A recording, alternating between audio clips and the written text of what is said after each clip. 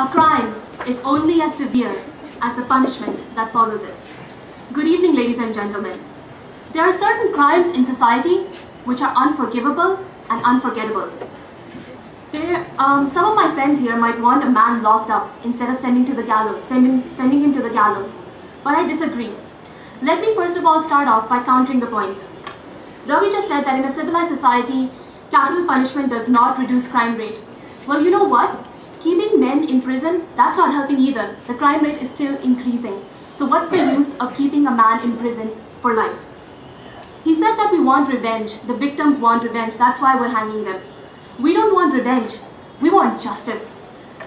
I believe that as a society, we have the duty to protect the innocent.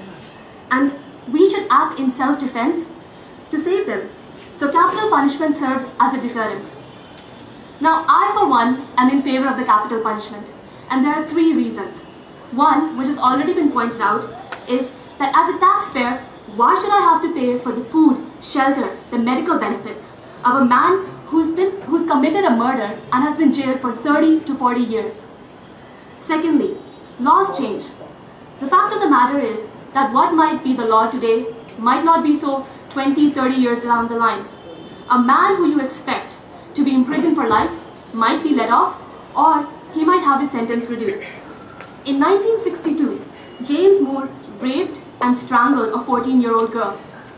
The parents of this girl did not want Moore to get capital punishment, so they sentenced him to life in prison without parole. Little did they know that 20 years down the line, the laws of the state would change, and Moore would become eligible for parole every 2 years. Imagine being the parents of that girl who have to fight every year to keep a man in prison. Would you be willing to take that chance? The third point which I bring about is terrorism. India as a country has been constantly a victim of terrorism.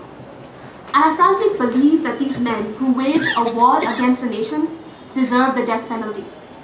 Now you may say, what's the point of killing a man who has no fear of death? Well, we all thought the same until 1999, when terrorists hijacked the Indian Airlines Flight 814. The government was forced into releasing 3 terrorists. One of them went on to kill Daniel Pearl, the American journalist, and the second one was one of the masterminds of the 2001 Parliament attacks. Imagine if these people had been given capital punishment. Imagine that their propaganda of terror would have stopped right there. Imagine the number of innocent lives we could have saved. Life is sacred, and if a few men in society think that they have the right to take it, then they surely forfeit their life to right. Are we willing to give them a chance at redemption? Redemption at the cost of what? In 1966, the Supreme Court of US did just that. They gave a man, Kenneth McDuff, a chance for redemption. He had been sentenced for capital punishment, but it was later reduced to life imprisonment, and he was charged with killing 3 teenagers. This term was further shortened over the years, and in 1991, he was released. After his release, he raped and killed 9 women. Now you tell me, how is that right? Eventually the law caught up with him, and he was sentenced to death this time, and he was executed.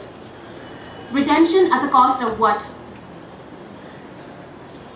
Finally, I'd like to say that no system is without errors.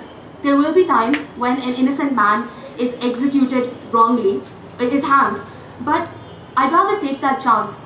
I'd rather take the chance of an innocent man being killed than the chance of many innocent lives that could be killed by the same man who we chose not to hang.